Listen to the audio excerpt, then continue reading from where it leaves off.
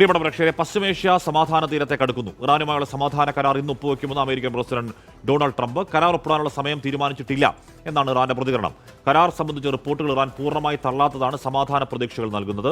സമാധാന ഉടമ്പടി വെർച്വലായി ഒപ്പിടാൻ സാധ്യതയുണ്ടെന്നും റിപ്പോർട്ടുകളുണ്ട്. പി ജെയിംസ് ചേരുന്നു ഇന്റർനാഷണൽ ഡെസ്കിൽ നിന്നും. ജെയിംസ് സാർ, ഇവിടെ ഇക്കാലം അത്രയും കരാറുണ്ട്, സമാധാനമുണ്ട് എന്ന് ട്രംപ് പറയുമ്പോഴും അങ്ങനെയൊന്നേ ഇല്ല എന്ന് ഇറാൻ പൂർണ്ണമായി തള്ളുകയായിരുന്നു. പക്ഷേ ഇത്തവണ ഇന്നൊപ്പിടോ ഇല്ലയോ, അല്ലെങ്കിൽ നാളെ ഒപ്പിടോ അല്ലെങ്കിൽ മറ്റന്നാൾ ഒപ്പിടോ എന്നതിനപ്പുറം ഒരു സമാധാന കരാർ ഉണ്ട് എന്ന് ഇറാനും സമ്മതിക്കുന്നു, അമേരിക്കയും പറയുന്നുണ്ട്. അതുകൊണ്ടാണ് അതിലൊരു സമാധാനത്തിന്റെ വെള്ളപ്പതാകയാണോ എന്ന ഒരു സമാധാനം. James sir. ഹാഷ്മി, ഏതായാലും പശ്ചിമേഷ്യയിൽ സമാധാനം വരുന്നു എന്നുള്ളതാണ് നമുക്ക് പ്രതീക്ഷിക്കാവുന്നത്. അപ്പോൾ ആ തരത്തിലുള്ള റിപ്പോർട്ടുകൾ വരുന്നുണ്ട്. ഒരു ഭാഗത്ത് ഇന്ന് ഒപ്പിടും എന്ന് അമേരിക്കൻ പ്രസിഡന്റ് ഡൊണാൾഡ് ട്രംപ് പറയുന്നു. ട്രംപ് കഴിഞ്ഞ 2 മാസമായി സ്ഥിരം പറഞ്ഞുകൊണ്ടിരിക്കുന്നുണ്ട്. അതുകൊണ്ട് ഇന്ന് ഒപ്പിടാനുള്ള സാധ്യത വളരെ കുറവാണ്. പക്ഷെ ഒരു കാര്യം വ്യക്തമാവുന്നു, ഇറാൻ തള്ളി പറഞ്ഞിട്ടില്ല, സമയം നിശ്ചയിച്ചിട്ടില്ല എന്ന് മാത്രമേ പറഞ്ഞിട്ടുള്ളൂ. എന്ന് മാത്രമല്ല, ഇറാന്റെ ഭാഗത്ത് നിന്ന് ഒരു നീക്കം കൂടി നടന്നിരിക്കുന്നു. ഇറാന്റെ പരമോന്നത നേതാവ് ആയത്തുള്ള ഖമനായി കൊല്ലപ്പെട്ടിട്ട് 106 ദിവസമായി. ഇതുവരെ ഖബറടക്കം നടന്നിട്ടില്ല. ഖബറടക്കം നടത്താൻ അവർ തീരുമാനിച്ചിരിക്കുന്നു. അതിൻ്റെ അർത്ഥം തന്നെ യുദ്ധം തീരുന്നതിൻ്റെ ഏറ്റവും വലിയ സൂചനയാണിത്. ജൂലൈ 4-ാം തീയതി ആണ് ഖബറടക്കത്തിൻ്റെ ശുശ്രൂഷകൾ അവർ ആരംഭിക്കുന്നത്. അത് ടെഹ്റാനിൽ വെച്ചാണ്, ഇറാന്റെ തലസ്ഥാനത്ത്. 9-ാം തീയതി അദ്ദേഹത്തിൻ്റെ ജന്മനാടായ മാഷാദിൽ വെച്ചാണ് സംസ്കാരം നടക്കുന്നത്. അപ്പോൾ ജൂലൈ 4 മുതൽ 9 വരെ ഇറാനിൽ പരമോന്നത നേതാവിൻ്റെ ഖബറടക്കം നടക്കുന്നു എന്ന് പറയുന്നത് തന്നെ സമാധാനത്തിലേക്ക് നീങ്ങുന്നതിൻ്റെ സൂചനയാണ്. ഇതിന് പല കാര്യങ്ങളിലും ഒരു കൃത്യമായ ധാരണകളില്ല എന്നുള്ളത് വരുന്നുണ്ട്. ഉദാഹരണത്തിന് ഇറാൻ പറയുന്നത് $24 ബില്യൺ മരവിപ്പിച്ച സ്വത്തുകൾ വിട്ടുകൊടുക്കാമെന്ന് സമ്മതിച്ചു. 24 ബില്യൺ എന്ന് പറഞ്ഞാൽ 2400 കോടി ഡോളറാണ്. ഇൻറ്റു 95-96 വെച്ച് ഇന്ത്യൻ രൂപയിൽ കണക്കൂട്ടുമ്പോൾ വലിയ തുകയാണ്. പക്ഷെ അത് സംബന്ധിച്ച് വലിയ ഇത് വരുന്നുണ്ട്. UAE 10 ബില്യൺ ഡോളർ അവരുടെ ബാങ്കിലുള്ളത് വിട്ടുകൊടുക്കുമെന്ന് പറയുന്നു. $3 ബില്യൺ വിട്ടുകൊടുത്തു എന്ന് റോയിറ്റേഴ്സ് റിപ്പോർട്ട് ചെയ്തിരിക്കുന്നു. എന്തായാലും ഇത്തരത്തിലുള്ള ഒരു അംബിഗ്വിറ്റി എന്ന് പറയുന്ന പോലെ ഒരു വ്യക്തതയില്ലായ്മയുണ്ട്. അതിൽ പ്രധാനപ്പെട്ടൊരു കാര്യം, ഹാഷ്മി, ഹോർമോസ് കടലിടുക്ക് തുറക്കാൻ ധാരണയായിട്ടുണ്ട്, അത് ഉറപ്പാണ്. പക്ഷെ അത് ഏത് ടേംസിലാണ്? അമേരിക്ക പറയുന്നു ഒരു കണ്ടീഷനും പാടില്ല, പഴയ പോലെ ഹോർമോസ് കടലിടുക്കിലൂടെ കപ്പലുകളൊക്കെ തുറന്നു വിടണം. ഇറാൻ പറയുന്നു ഞങ്ങൾക്ക് ഉള്ള ധാരണ, ഇറാൻ ഒരു ചുങ്കം അതിൻ്റെ പേരിൽ ഈടാക്കും, ആ തരത്തിലുള്ള തുറക്കലേ ഉണ്ടാവുള്ളൂ. ഇങ്ങനെ പല തലത്തിലും പാകിസ്ഥാൻ പ്രധാനമന്ത്രി ഷഹബാസ് ഷരീഫ് പറഞ്ഞിരിക്കുന്നത് ഈ ഒപ്പിടൽ നാളെയോ മറ്റന്നാളോ അല്ലെങ്കിൽ അടുത്ത ദിവസങ്ങളിൽ നടക്കും, തീരുമാനമായി എന്ന് പറയുന്നു. എല്ലാം കൂടി കൂട്ടി വായിക്കുമ്പോൾ ഏതാണ്ട് 106 ദിവസമായിട്ട് നടക്കുന്ന, ഫെബ്രുവരി 28-ന് തുടങ്ങിയതാണ് ഈ യുദ്ധം. അതിൻ്റെ ഇടയ്ക്ക് വെടിനിർത്തലുണ്ടെങ്കിലും യുദ്ധം നടന്നുകൊണ്ടിരിക്കുകയായിരുന്നു. പക്ഷെ അതുപോലെ തന്നെ ഏറ്റവും പ്രധാനപ്പെട്ട ഒരു കാര്യം, ലെബനോനിലെ യുദ്ധം ഇസ്രായേൽ നിർത്തണമെന്ന് കരാറിലുണ്ട്. പക്ഷേ ഇസ്രായേൽ യുദ്ധം നിർത്തുന്നില്ലെന്ന് മാത്രമല്ല, ഇന്ന് സദേൺ ലെബനനിൽ കയറി വലിയ ആക്രമണം നടത്തിയിരിക്കുകയാണ്.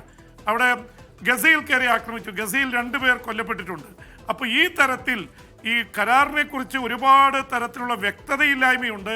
പക്ഷെ അതൊക്കെ ഉണ്ടെങ്കിൽ പോലും സമാധാനം വരുന്നുവെന്നുള്ളത് നമുക്ക് വലിയ സന്തോഷമുള്ള കാര്യമാണ്. അവിടെ വരാൻ പോകുന്ന സമാധാന കരാർ എന്ന സൂചന വരുമ്പോൾ തന്നെ ഇറാനിലെ ഹാർട്ട് ലൈനേഴ്സ് തെരുവിൽ ഇറങ്ങുന്നുണ്ട്.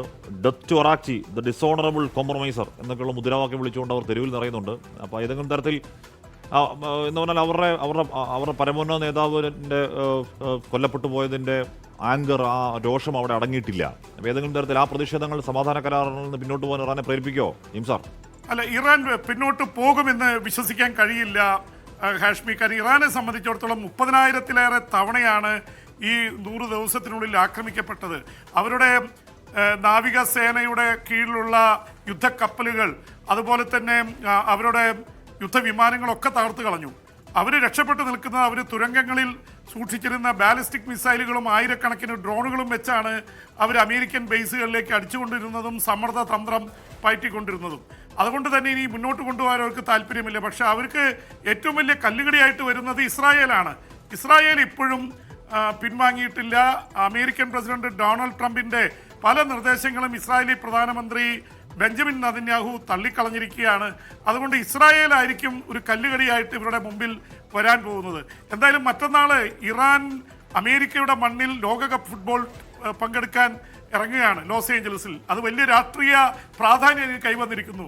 ഒരുപക്ഷെ സമാധാന കരാറിൽ ഒപ്പിട്ടാൽ ഇറാൻ അമേരിക്കൻ മണ്ണിൽ ഇറങ്ങുന്നതിന് സുരക്ഷാ കാരണങ്ങൾ കുറച്ച് കുറയും. എന്തായാലും ഈ ഒരു ഇതിനു മുൻപ് ഒപ്പിടും എന്നുള്ള തരത്തിലാണ് കാര്യങ്ങൾ പറയുന്നത്.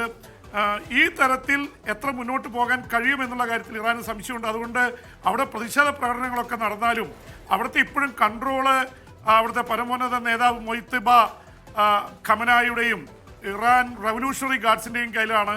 മിതവാദികളായിട്ടുള്ള പ്രസിഡന്റ് മസൂദ് പെസസ്കിയാനും വിദേശകാര്യമന്ത്രി അബ്ബാസ് അർഗാച്ചിക്കും ഒരു പരിധി വിട്ടുള്ള സ്വാധീനം ലഭിക്കുന്നില്ല. പക്ഷെ അവർ കൂടി പറഞ്ഞിരിക്കുന്നു സമാധാനം വരികയാണ് എന്നുള്ള തരത്തിൽ പറഞ്ഞിരിക്കുന്നു. അതുകൊണ്ട് ലെബനോന്റെ കാര്യത്തിൽ പ്രശ്നങ്ങളുണ്ടെങ്കിലും ഇറാൻ ഇപ്പോഴത്തെ അവസ്ഥയിൽ തന്ത്രപരമായി സമാധാന കരാറിൽ എന്തായാലും ആ സമാധാന കരാർ വേണമെന്ന് ആഗ്രഹിക്കുന്ന ഏറ്റവും വലിയ ആളുടെ പേര് ഡൊണാൾഡ് ട്രംപ് തന്നെയാണ്. അവിടെ റെജീം ചേഞ്ച് സാധ്യമായോ ചോദിച്ചാൽ ഇല്ല. അവരുടെ ന്യൂക്ലിയർ കേപ്പബിലിറ്റി ഇല്ലാതാക്കാൻ നോക്കുക ചോദിച്ചാൽ ഇല്ല.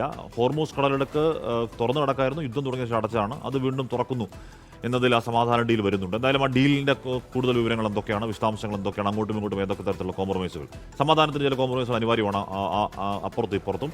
അപ്പോൾ എന്തൊക്കെയാണ് എന്നുള്ള കാര്യം നമുക്ക് ആ ഡീൽ വരുമ്പോൾ അറിയാം.